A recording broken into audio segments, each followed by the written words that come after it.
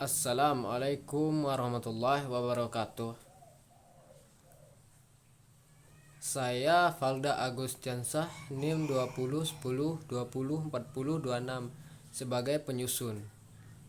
Dan untuk dosen pengampu yaitu Bapak Hendra Ledirman SSI dan MSI. Di sini kita akan menjelaskan tentang azas dan konsep mengenai materi dan energi 2. Energi yaitu adalah kemampuan melakukan pekerjaan. Hukum yang menjelaskan tingkah laku energi. Yang pertama, hukum termodinamika pertama atau hukum konservasi energi menyatakan energi dapat diubah dari suatu bentuk menjadi bentuk lain, tetapi tidak pernah dapat diciptakan atau dimusnahkan. Misalnya, cahaya adalah suatu bentuk energi karena dapat diubah menjadi kerja, panas, atau energi potensial pada makanan.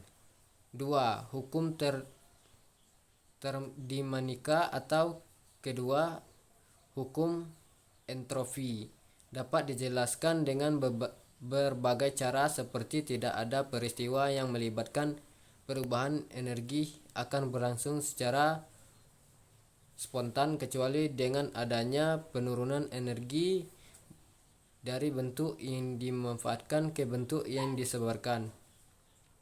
Dengan kata lain, energi dapat terjadi spontan selama ada penurunan derajat degradasi dari konsentrasi tinggi menyebar untuk mencapai perataan. Panas akan secara spontan menyebar ke lingkungan sekitar yang kurang panas.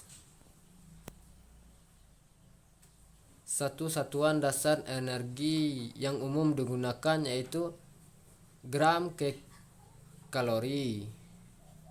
Kekal atau kal sama dengan banyaknya panas yang diperlukan untuk menaikkan 1 gram air atau 1 milimeter air.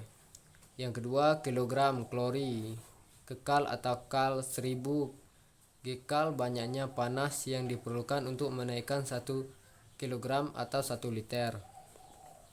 Joule atau ditulis J 0,24 gram kalori sama dengan 10 sampai 7 ERG sama dengan 0,74 volt kaki sama dengan 0,1 kg meter.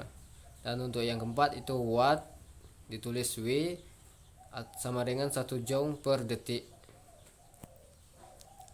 Adapun rantai makanan, jaringan makanan dan tingkat tropik.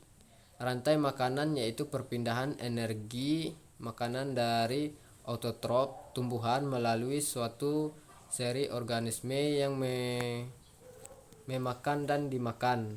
Pada setiap perpindahan kira-kira 80 hingga 90 energi potensial hilang berupa panas. Semakin pendek rantai makanan, semakin dekat organisme ke pangkal rantai makanan, semakin besar energi tersedia untuk populasi. Nah, ini untuk rantai makanan. Yang di sebelahnya, padi dimakan belalang, belalang dimakan katak atau kodok, kodok dimakan oleh ular, dan ular dimakan oleh burung elang. Nah, ini juga rantai makanan. Bisa kita lihat tingkat tropik untuk organisme dalam rantai makanan pada suatu ekosistem. Ini adalah piramida rantai makanan.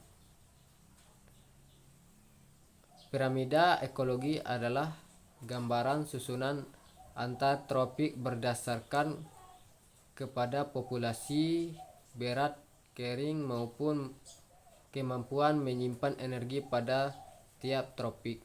Struktur tropik dapat disusun secara urut sesuai hubungan makanan dan dimakan antara tropik. Secara umum memperlihatkan